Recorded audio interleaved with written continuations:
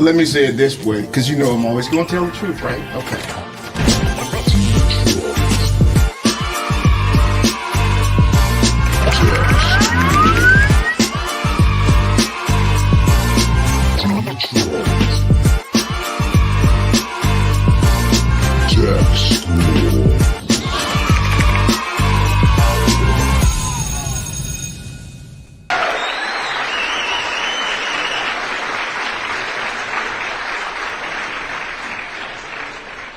Welcome to the Tech School Podcast, powered by DSDT.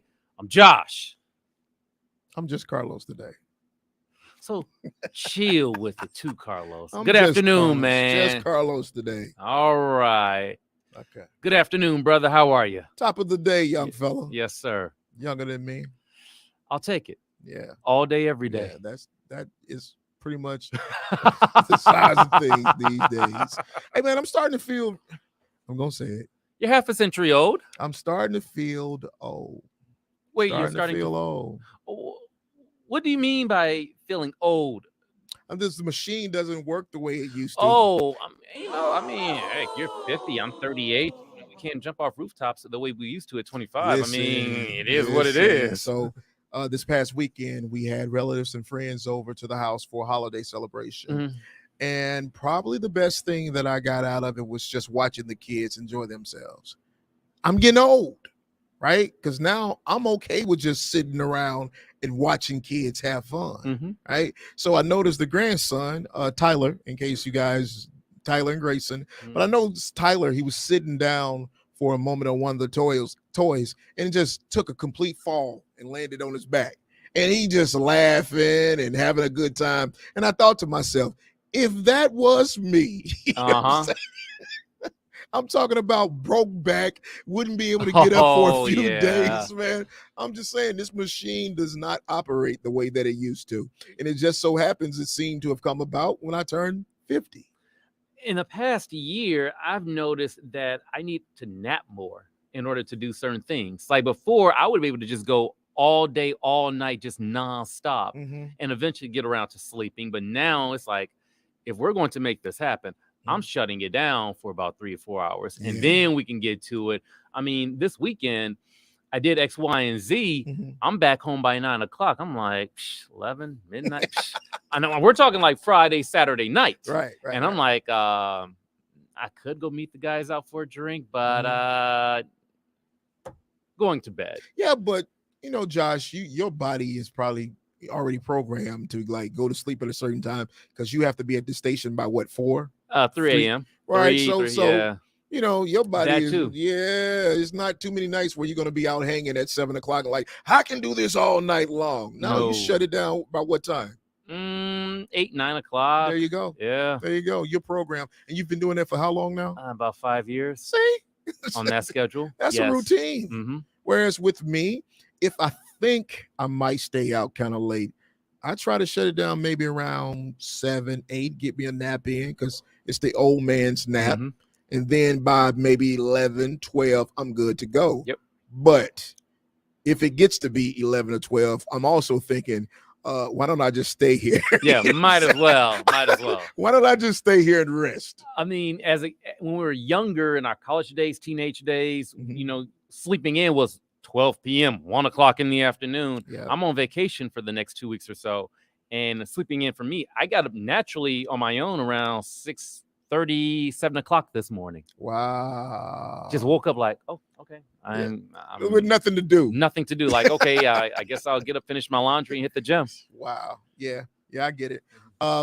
Definitely, like I say, I'm at that age now where I'm just taking inventory of the way that this machine is beginning to operate. You know, and even more so, I was talking to a young fellow here yesterday, Mr. Dan Brophy, who helps with a lot of the business administration of the school. And so he's 70. Okay. And he was telling me about how he often gets out and he runs a couple miles at 70. And I'm like, you look pretty good for 70. I want to be that 70. Right. As opposed to the, you know, ailing, arthritic, having problem 70. Absolutely. You definitely want to maintain your physical health to the best of your ability. First and foremost, of course. Now, with us not being able to do as many things as we could or as fast as we could when we were younger, Mhm. you also have to keep in mind how life works, where there's a little bit of a trade-off where your body isn't as quick to do things physically as you used to, Mhm. but the mind gets a lot sharper. Yeah. The game is a lot slower. Okay. You see things a lot clearer Okay. than you did 10, 20 years ago. Okay. Okay. It's a little bit of a trade-off. And I think that's just the way God works, where he gives you one thing in your youth Mhm. and then gives you another in your wiser years. Okay. Okay. So I'll tell you what. What's up? You can have the body slowing down, give me then the sharpness of the mind. Okay. Mm-hmm. I mean, at the end of the day, I think that we're all searching for some form of relatively youthfulness. Absolutely. You know, and so Always. what does that mean in my getting older age? And I know I make it sound like I'm 80, right?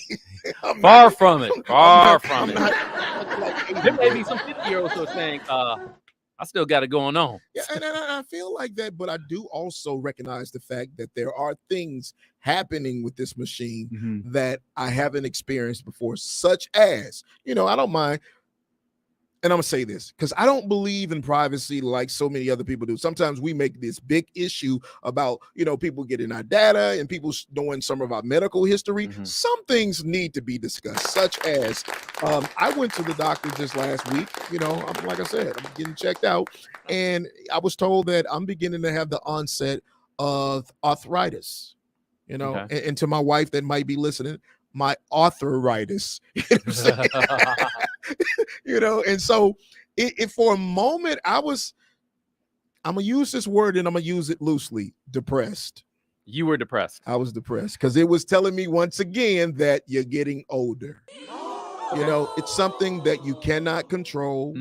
I don't know necessarily whether it's even reversible, but it reminds me that I'm getting older with a blessing. Right. One of the things that I got also out of this weekend in talking to relatives was that, you know, the majority of males in my family, they don't live as long as the females. You know, I had the only one that I really, guess why they don't take care of themselves. That part, you know, I mean, none of my uncles lived past 59 and I had 4 of them. And, you know, my father passed at 23 from a heart attack. And so the only one that I know of age that was into his latter years was my grandfather. My grandfather lived to be 92. Okay. You know, so that's what I'm striving for now at 50. So that means that everything that comes along with getting this machine together, I have to take inventory of it and work the best I can to correct it, whatever that means. Now, there's some corrections that I'm having a hard time with. For instance, implants, teeth implants, right? Miseducation of our community. I grew up at a time when I always thought that as you get older, you lose your teeth. And I mean, that's just the way it was. Grandmother, all teeth pulled, relatives, mother, aunts, everybody teeth pulled, you know? So I always thought that was the thing until a person I met, my wife, I met along the way said to me, no, you're supposed to have your teeth all your life. What? Hold on. Here's farce. Who said that? And that's true.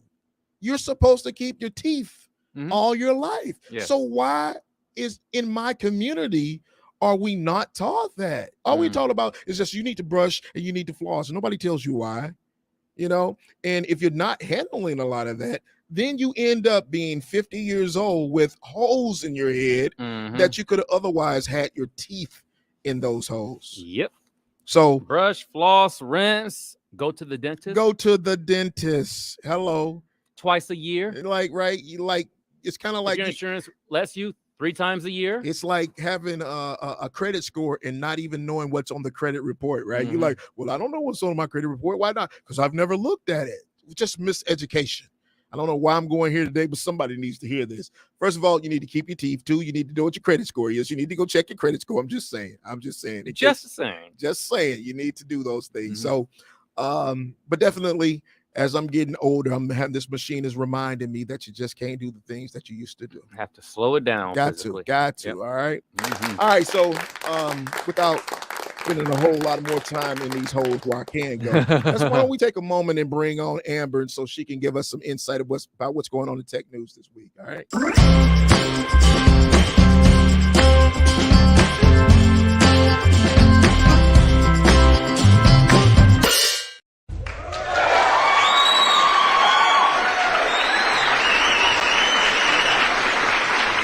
Good afternoon. Hey. How's it going on this Tuesday afternoon for you? A few days away from Christmas. How's life treating you? Holidays? It's good. It's good. It's good. We actually Santa came to our house a little early. He's making a couple stops at our house, but we got a lot of kids, a lot of different places. So first stop was last night. So we woke up to Christmas morning this morning for at least one of my grandbabies. Oh, okay. Wow, I'm hoping none of my grandkids hear that. Like, Santa came. Santa came early? Why do I have to wait? I want my gifts now. Yeah. Amber, I got a question. Mm-hmm. Do you have all your teeth? Yes, I do. All of them. But it's funny because when you were talking about that, I was like, when you were talking about that, I was like, same. I was just thinking about that the other day. I was like, around my age, I remember, I'm not trying to put my mom's business out there, but I remember going to the dentist with her when they took out the rest of her teeth. And I was like, I still have all of mine, and mine are in really good condition. See, do you brush and floss? Like, are you obsessed with it? No. You're not. No, but I think I took more care. My mom always taught me about like brushing my teeth and stuff. That's one thing, but I think it's the products that we use. Like, honestly, there are certain things that I've realized, like when I was younger, I was very prone to cavities. So I have a lot of fillings in my mouth, but as I became an adult and I learned to choose products that worked well for me and not just, here's whatever toothpaste, that made a huge difference. And I haven't had a cavity and I couldn't even tell you how long. Wow. See there? I want to be like you when I grow up. I don't know. I don't even know how to reverse some of this that's happening other than getting implants. I have a product I can tell you about, but I don't know. Put it on the podcast, but yeah. Well, like I said, there's some conversations, although they may go outside of privacy concerns. We just need to sit down and have these conversations. Yep. Because nobody knows if you don't ever talk about it. I just walk around with my head in the ground thinking that I'm the only person that is happening to. I got issues. I'm 50. I got issues. Let's talk about them. But anyways, Amber, what's happening in tech news now? Okay, so a few things happening. First and foremost, I'm waiting for the slide to come up, so I'll start talking about something that you put the slide up. Okay, there we go. Fortnite. Oh my gosh. So if you or your child has played Fortnite, you might possibly be entitled to a settlement because the FTC came down on Fortnite. So there's a $520 million settlement because it misled players, a majority of them being children, to make purchases that they did not intend to make. And ultimately, they were found in violation of federal children's privacy laws. Ooh. Basically, keeping credit cards on file, making it hard to cancel purchases, like making it really hard to find where you go to cancel your purchase, making it too easy to make the actual purchases, there's just a number of things that were done. And of course, Fortnite is like, hey, that was never our intention, but there was a ton of violations where it seemed like it was very intentional. They knew that they were misleading people into making purchases and to keeping those purchases. This is kind of huge for the gaming community, isn't it? It feels like it. Yeah, absolutely. And I think but it's good because what they're looking at as part of that settlement, not only is there a monetary settlement, but also now, they have to agree to, for the next 20 years, put some new provisions in place that are going to protect the players as including and especially the children of players that are playing Fortnite. I think about what she just said, right? She said 20 years. So are they forecasting to even be around in 20 years? That's very confident. I mean, Fortnite is it's extremely popular. But Fortnite is, but we're talking more so even Epic Games. Oh, okay. Okay, so Epic Games owns, and they were slapped actually with the actual fine. Yes. So they're saying that we're going to be around in relatives in order to uphold this judgment for the next 20 years. We don't even see another competitor.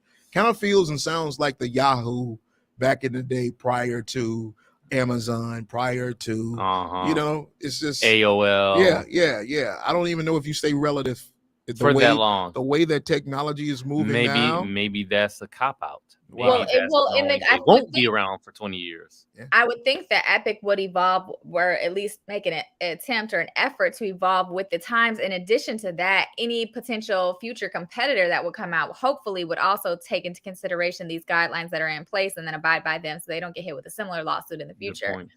Because this is basically just going to stop the company from being able to charge the customers without their consent, or locking them out of their accounts, or like refusing chargebacks and things like that.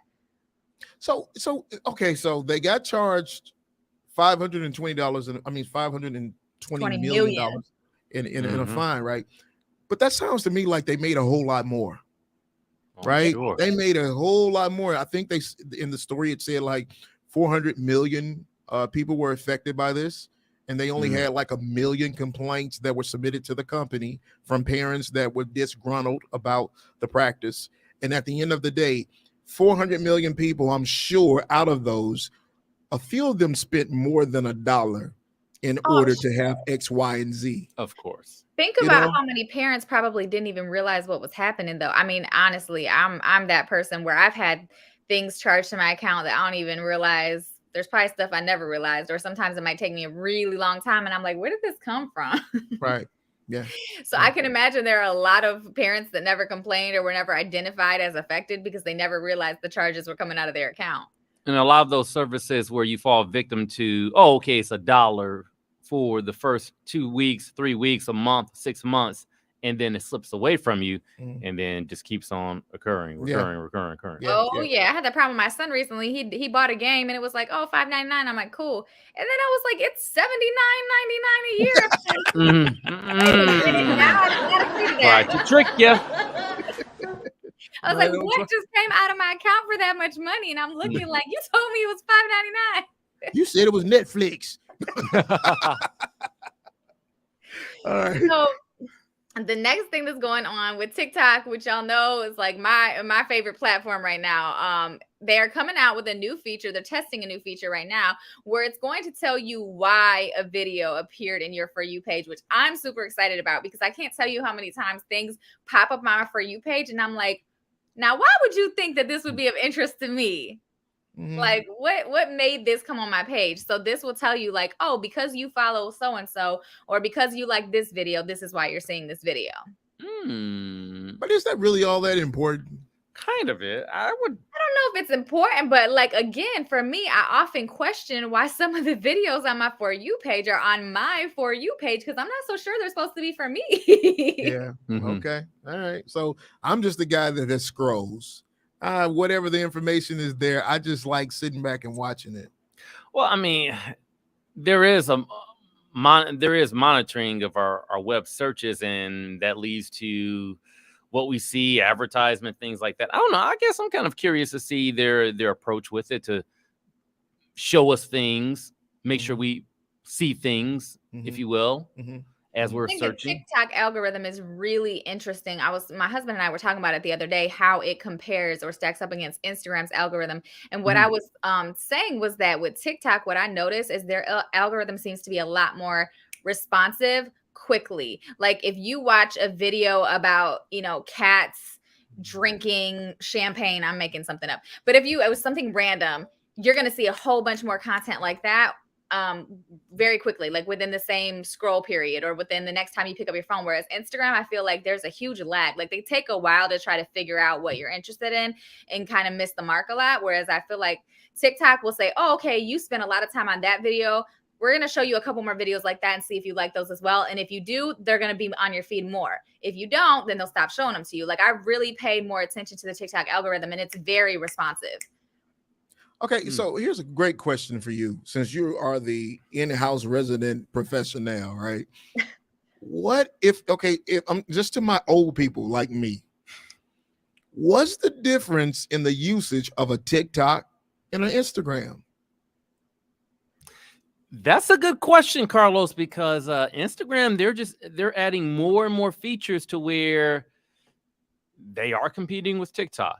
I mean, just one feature offhand, now you can post a picture and add music to it. Just a picture and music. That wasn't a feature before. TikTok they made their mark on music and videos and pictures, and now Instagram is doing that. Don't mean to cut in, but Amber, I'd like you to touch on that as well. That's an interesting question. It just Instagram, they continue to add features because they want people to spend more time on the app, because they see that people are spending more time on TikTok. And for me, as someone who has worked in social media and kind of played with both platforms, again, I find that the TikTok algorithm is more responsive. I spend more time on TikTok.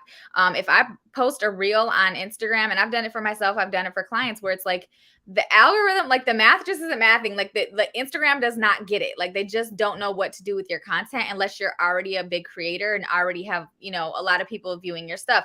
It's a lot harder to build on Instagram, whereas I feel like TikTok, it's like they do such a good job with being super responsive with the algorithm that you get more of that immediate dopamine hit, which I think is what keeps people on the app more and for longer periods of time.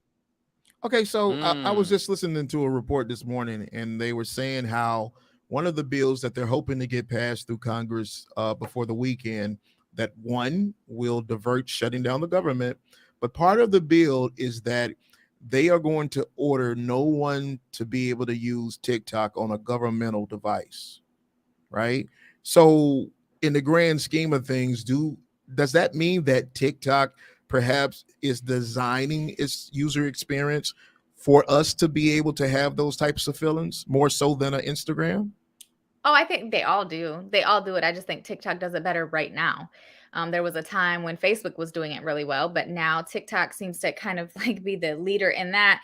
And I think that there are a lot of, we have yet to see what the dangers of long-term use of these apps are, which I know at first thought it's like, oh, it's an app, who cares? But really the psychological impact that these devices have, or that these apps have, and that our user experience has on us, I think there is something to be said about even the short-term effects. I can't imagine in 20 years what the science is going to show about how negatively it's impacted us. I think there's a lot of positive things about it. That's why I use it, but I also don't know how much harm it's doing me either. I agree 100,000%. On the long term. All the more reason why I constantly am reminding people this privacy anymore. That's like, it's a farce.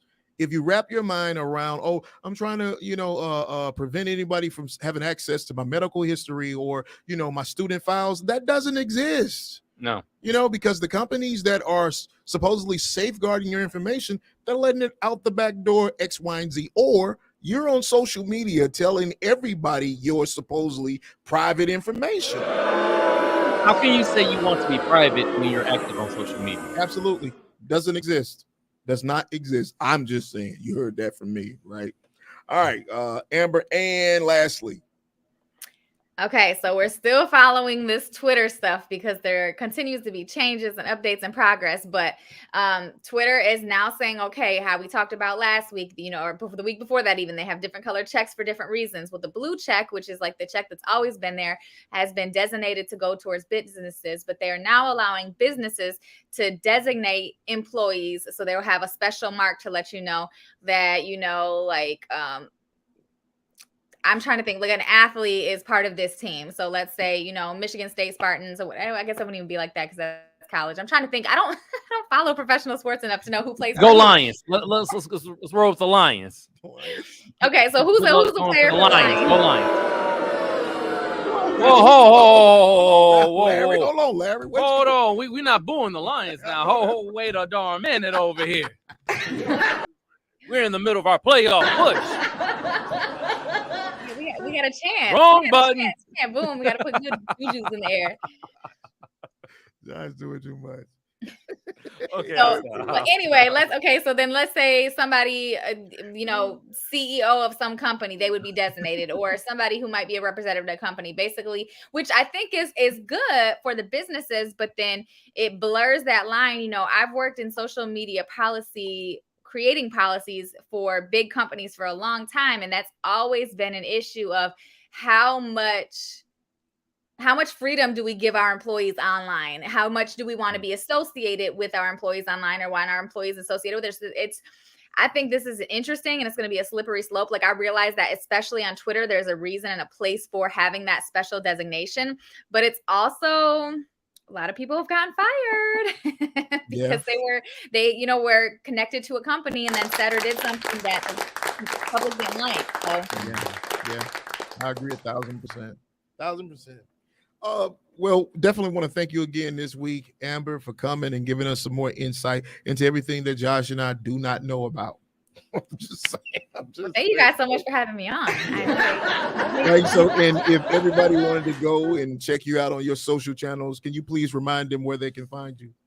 Get Real with AB. All right, you guys heard it here again from Amber. See you next week, Amber. Merry Christmas. Merry Christmas, y'all. Merry Christmas. She already had Christmas.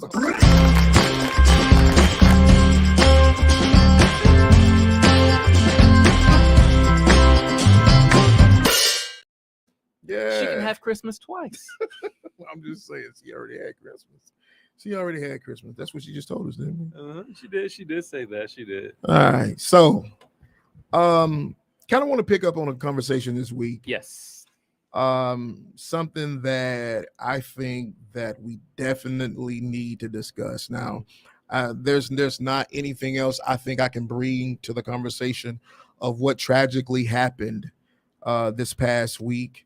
Of course, I'm sure if you are anywhere engaged in social media in general, everyone has heard about the story of our brother, the late Stephen Twitch Boss. Right? Yeah. I mean, there's a lot of things that can be said. A lot of things are being speculated, but at the end of the day, the one thing we do know is that we lost another great one. Mm-hmm. And the whole conversation around mental health begins to be a hot button topic. And so I wanted to take some time today and get away from what we normally probably discuss, and have just a real down home conversation about some of the ills and the tips and things we need to understand about mental health awareness itself. I mean, even with my personal life on times, whether it be myself or dealing with children and loved ones, I've come to understand that mental illness is a real thing. And understanding that, I also need to understand that there's things that we can do to support one another if we simply understand what it is. Yes. So I am not the professional. Don't listen to me ever, because I might give you some misleading advice.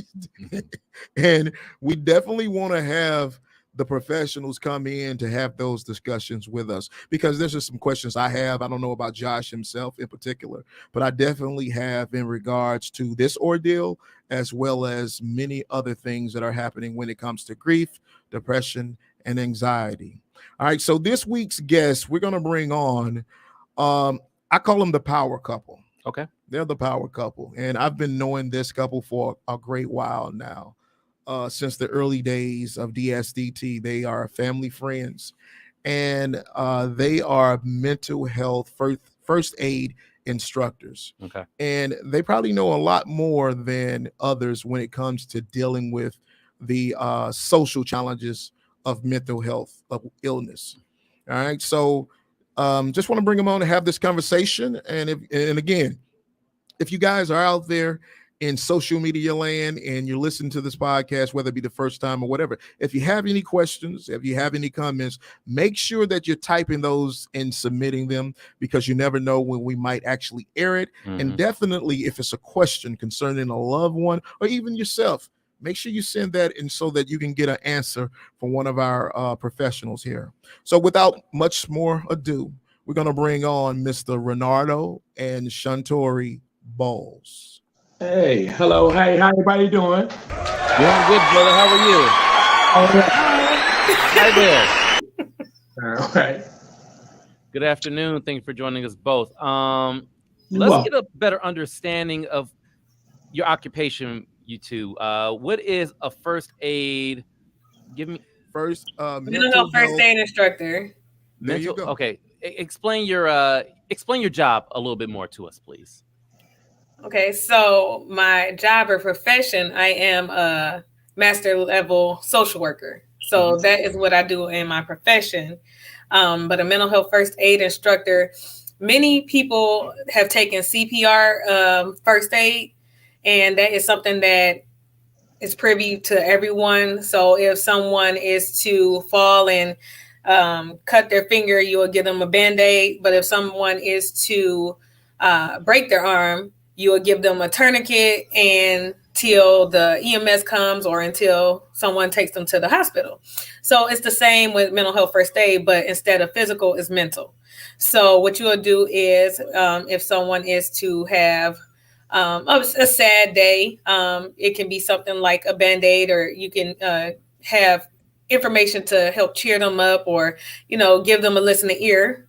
And if someone is on the opposite end of the spectrum and contemplating suicide, then you would give them that tourniquet or apply pressure until the professional help will come, which would be a psychiatrist, a therapist, and or you taking them to the hospital or things of that nature.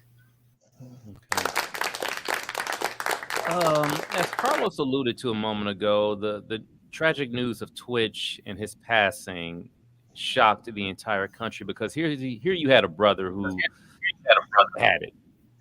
Talent, beautiful family, career. I mean, his star was rising. He had it going on. Yeah. He had it going on. And then to hear the tragedy of him taking his own life, it left everyone speechless. Yeah, absolutely. It's just like could you have seen any warning signs? Like how? Like, wow. Yeah. Like, so when an incident like this occurs, a lot of us stop and say, wow, I would have never thought them. yes. Right? You would have never thought Twitch. You would have never thought. But with that being the hindsight, are there signs that you guys readily notice before we have events like this? Are there always signs, or is this just something that a person wakes up and then 5 minutes later they just go ahead and go through with it? Yeah, we want to answer. Well, there's signs be present there. A lot of times, we have signs. That's things we can be identified. You have a symptom what the people identify. That's what they go through. They experience inside internally. We can't see that. But some of the signs and some of the things that we train our teachers, that we help the people that we train to identify certain signs, like when people get away things and talking about always experience about, well, I'm going to miss you. You've been a great help and things of that nature. Sometimes you might don't even see it. They might even say anything, like in a situation, not only with Tretch, but also with Robert Williams, the late Robert, the comedian, who was a happy-go-lucky type of individual. Who would think that? Don Cornelius, rest in peace, Don Cornelius. The people that had everything, but yet they had an emptiness inside that nobody was able to replace, and they felt like the end result was to complete their life. That's what we teach is, we use different language. We teach that in mental health first aid of using the language. Like we don't speak language like, the suicide. We talk about that, but not so much of, but that brother, you killed yourself. Don't do my disabling words and things of that nature. It is what it is. But the signs are there, Carlos. And I forgot the other gentleman's name. The signs are there. Renardo, here's a question I have. When having discussions about, of course, prevention, giving the proper support, are there conversations that include shedding light on, in the tragic event a person takes their own life, who they leave behind and the heartbreak they leave their loved ones in, their fans in, their supporters in? Are there those kinds of conversations where, if that happens, who is left behind with the heartbreak and the questions as to why? Yeah. Well, sometimes we never get the answers that we want. It's like what Carlos mentioned earlier, is that, why? Nobody knows why. They know why, but it diminishes with them. When their life is gone, it goes down with them. We can speculate all day. Why did he do it?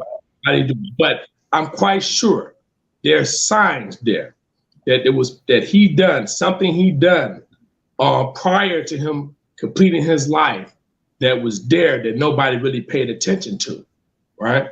And that's one thing about mental illness. It has many faces, but yet sometimes you can't look at a person and say, hey, he's healthy. This person is, he's doing fine. He look good, because internally he can be going through a war for himself, and feel like the only way I can be able to deal is to take my life, and I have personally, like, family members have done it. They was happy. I didn't see any signs in them, However, it's prevalent, and it's going around now. As the world with the pandemic, people are more depressed. They're more angry. They're dealing with anxiety. It's, you name it. It's up. The suicide rate is up. Okay, Shuntori, here's my question for you. If there was one thing that we could do to avert someone who were having these thoughts, what would you suggest that be? Or is there a tip, or is there anything that you guys teach to that effect? Yes. So it's one of the more, I would say it's the most important tip through ALGE. ALGE is an acronym that we use in mental health first aid. And the most important tip is to listen non-judgmentally. That is the L. So ALGEE is acronym in ALGE, and L is listen non-judgmentally. What that looks like: someone walks up to you. It doesn't matter what time of the day it is. It can be when you come home from work. It can be in the middle of creating some kind of portfolio, whatever time it is. Someone can come and say, hey, I want to talk to you. If you do or you do the rolling your eyes, or you do the, I already know what you're going to ask me. A lot of times somebody would shut down because they already know that you already have some kind of, and 9 times out of 10 is not what they want to say wholeheartedly, but when you cut them off, then they'll say, well, they're not even going to listen to what I really have to say, so I might as well not even tell them. So I don't know in relation to Twitch, if he has had those conversations. And I know that he had anniversary not too long before. But, a lot of times people are in that celebratory mood. They really don't want to have a downer. So if you're at a party and someone is, riding their high, let's say if they're drinking or, celebrating, and at that moment in time, he may have pulled somebody to the side and wanted to talk about something, they'll say, oh, well, I'll talk about that later, or let's just party for right now, or what have you. That could have been, the last time in which somebody could have reached them. So listen non-judgmentally. Listen non-judgmentally means to be quiet. Not only close your lips, but close your thoughts off. Don't have what's coming next. Don't have, let me guess what he's going to say or she's going to say. Just listen. Yeah. And also, one of the other ALGEs is to give reassurance when that person do confide in you, what Sean Trey was saying. That's one of the ALGEs, give reassurance. So many times, it seems like nowadays having this mental illness conversation is a taboo topic. It's not something that we discuss enough of.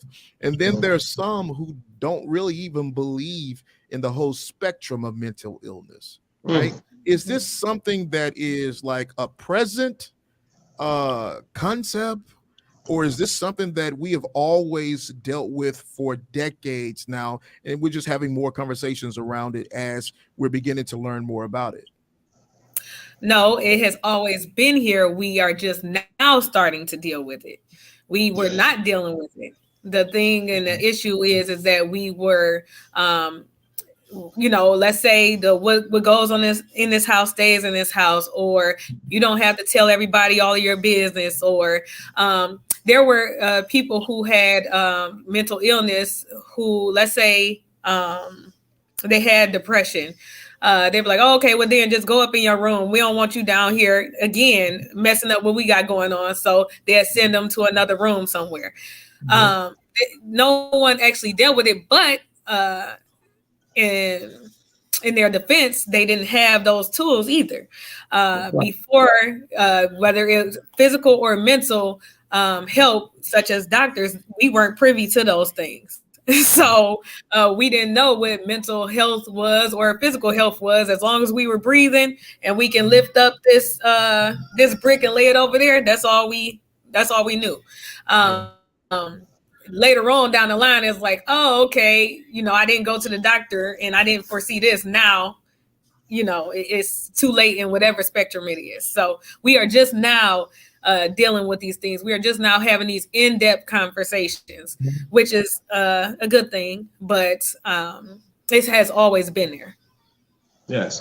And also you had a lot of churches when people was growing up in the family, it was, people was taboo to talk about it. When you hear cousin George talking to himself and he was being irate, he got a demon. A lot of people would say he was demonized, he was possessed, and they would try to pray over him. It's not to take nothing from the church. They were just trying to find a resolution to what was going on at that time. There was a lot of stigma to it too, because nobody wanted to have a child as they considered was touched. That's the term they use when he's in the South. He's touched, or so-and-so touched. So it was a lot of that. And we just, and I thank you also, Carlos, for bringing this aboard, because a lot of times people don't want to talk about it.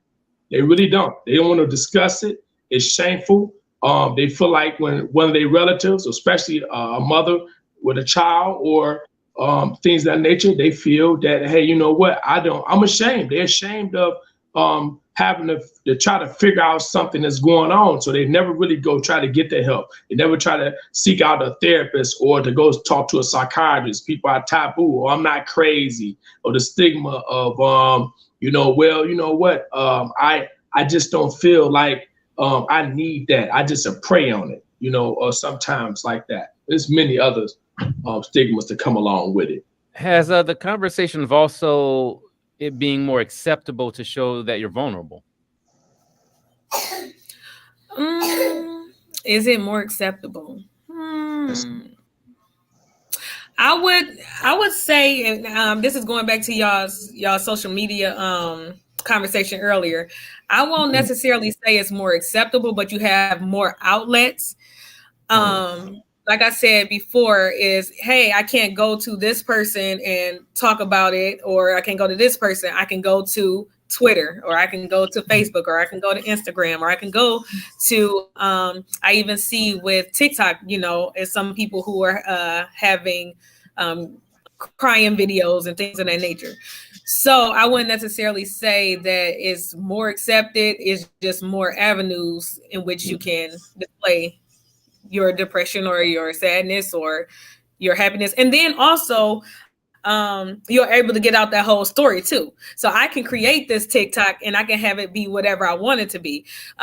Whereas somebody might cut me off in the middle of the sentence, I can get everything that I want out in this segment. Or I can, if it's after 30 seconds, I can create another one and another one. So I will see different TikToks where they have like part 1, part 2, and part 3, and then they get whatever they need out.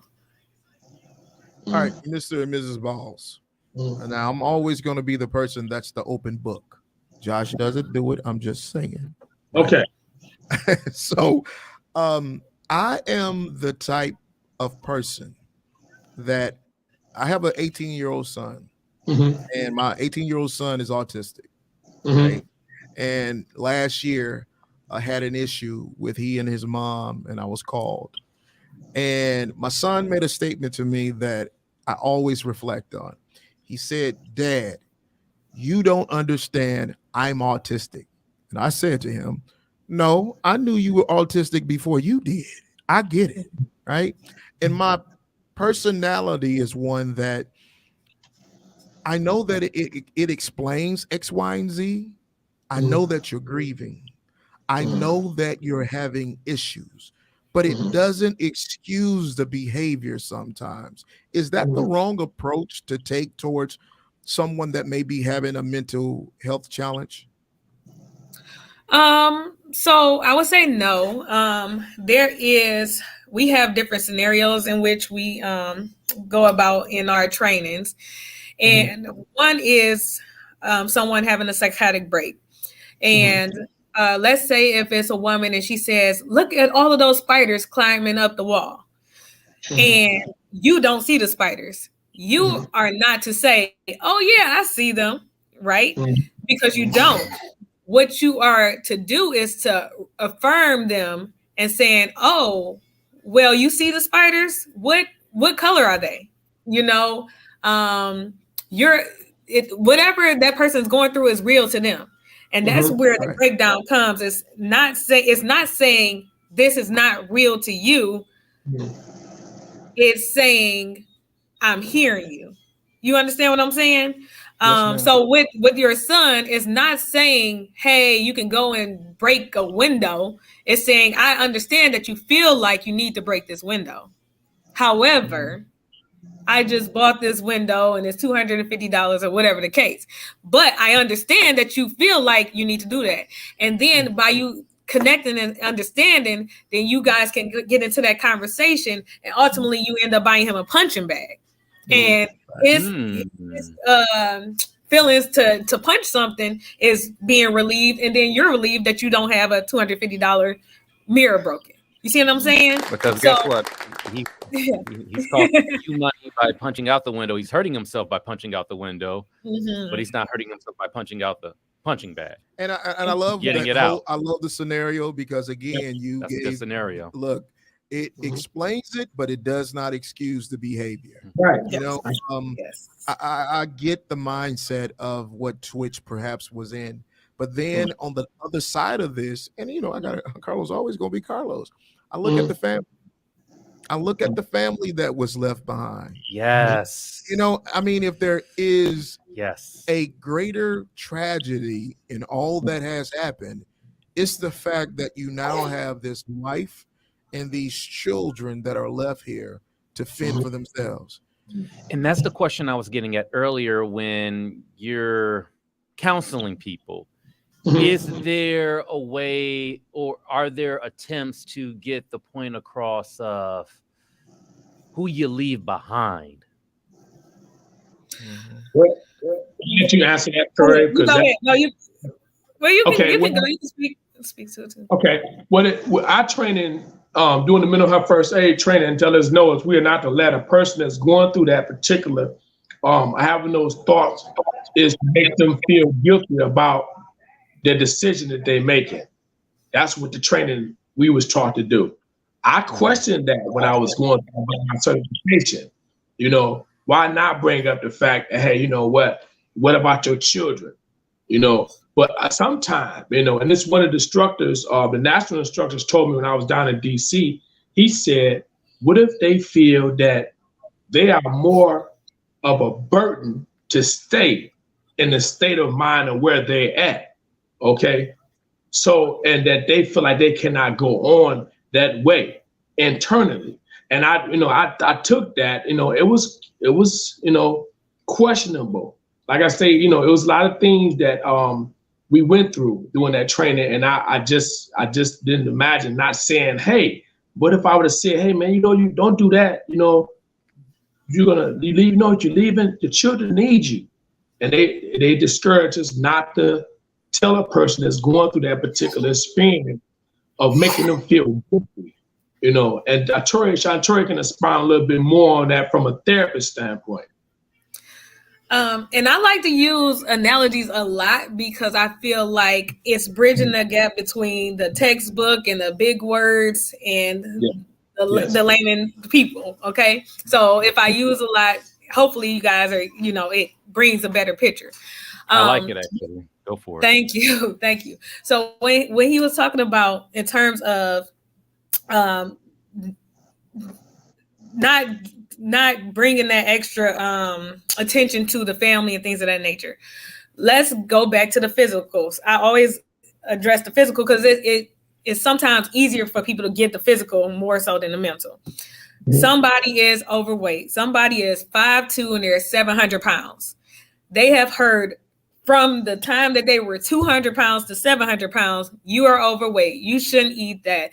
That's too many calories. This is too much salt. They have heard that over and over and over again, and yet they made it to 700 pounds.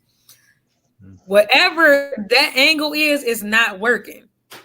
So it's the same as the mental health. So if you're constantly talking about, oh, you don't do this because you're leaving behind your children, don't do this because you have a great job or what have you, as in, let's say Twitch, he is, oh, you have so many followers, everybody likes you. If everybody's going at that angle and yet he still completed it, that's not the angle that they should go in. Maybe they should go in the angle of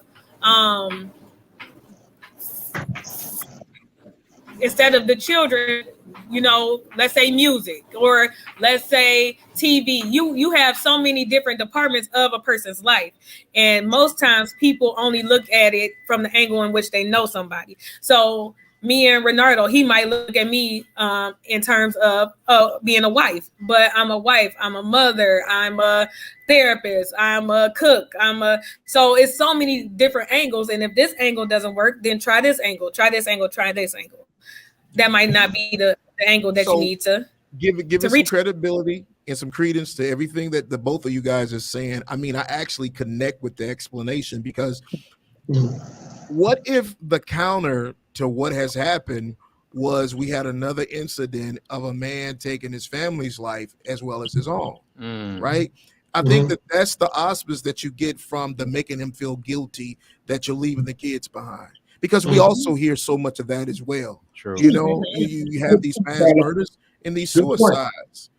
So I never really thought about that until you guys just gave me that explanation. So I totally agree with what our national Washington, D.C. spokesman for all the mental health first aid instructors around the country said. We don't want to make them feel guilty, because all of a sudden we go from thinking about self, and you know what? You're right. Let me go over here and do all this before I do. Yeah.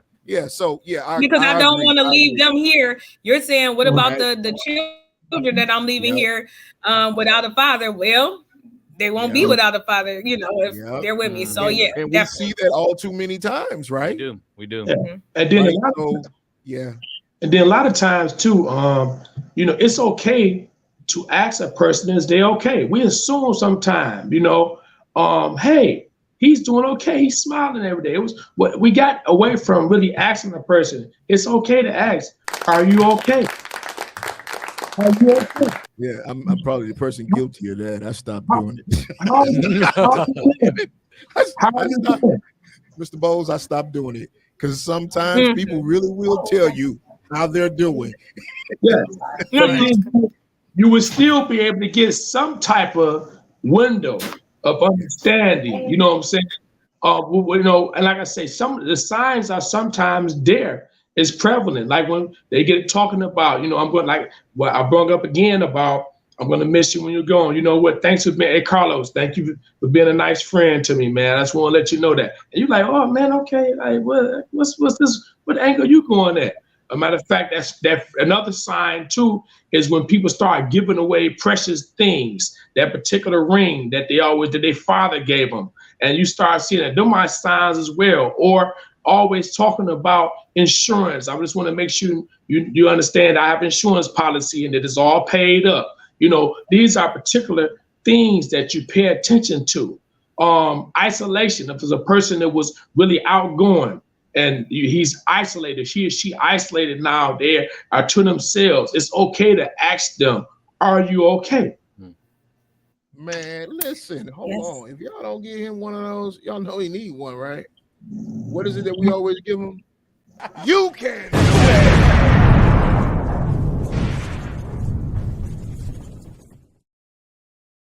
That's right. Mr. Bowles, I'm just saying, man.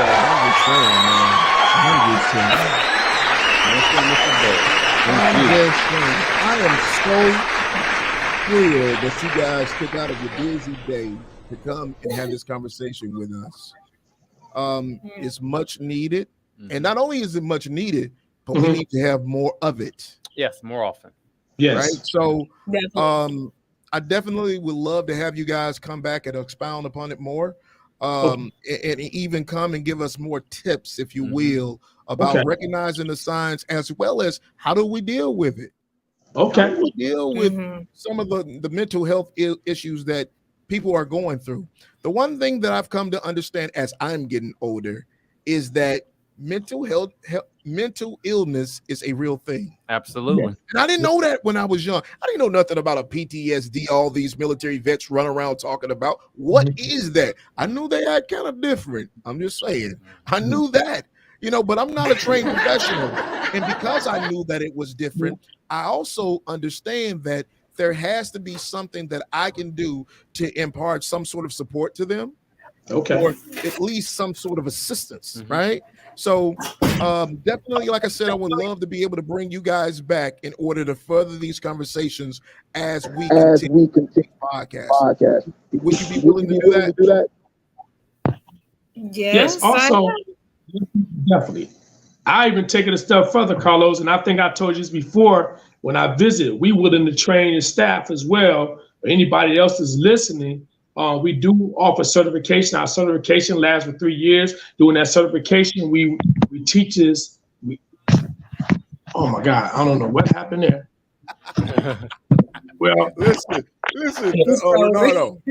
Renardo, I absolutely heard you, and we are absolutely going to have that conversation off air. Yes, so that we can definitely make the connections we need to. Mrs. Bowles, thank you for coming and joining with us today to have this conversation. I look forward to talking to you again, okay? Thank you, guys.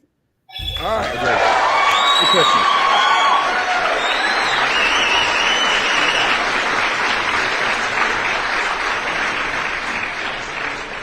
Important conversation needed quite often, probably needed on a daily basis. Man, we need hours and hours and hours and hours of this. Yes, we really do. We just need to have it. I'm dealing with my own internal thought process about this whole thing regarding Twitch. Well, Twitch and the whole mental illness thing. I mean, it just seems to be a topic of discussion nowadays that we are at the threshold of having, because there was a time when you just didn't talk about it. No.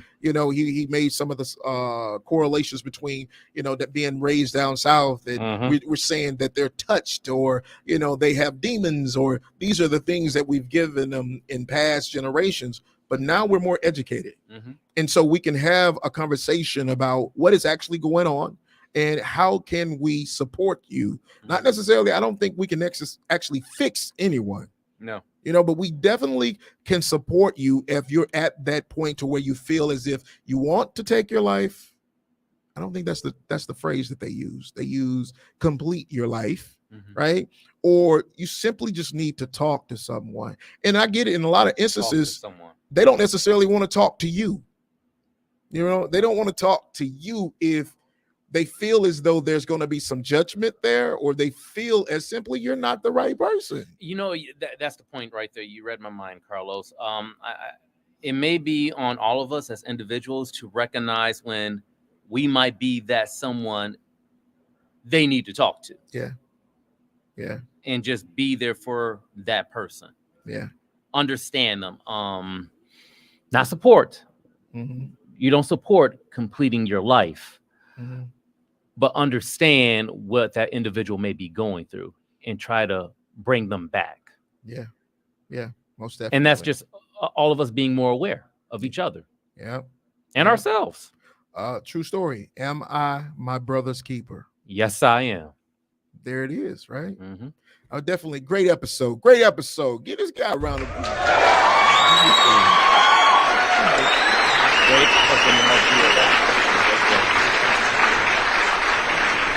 Incredible conversation today. Strong episode.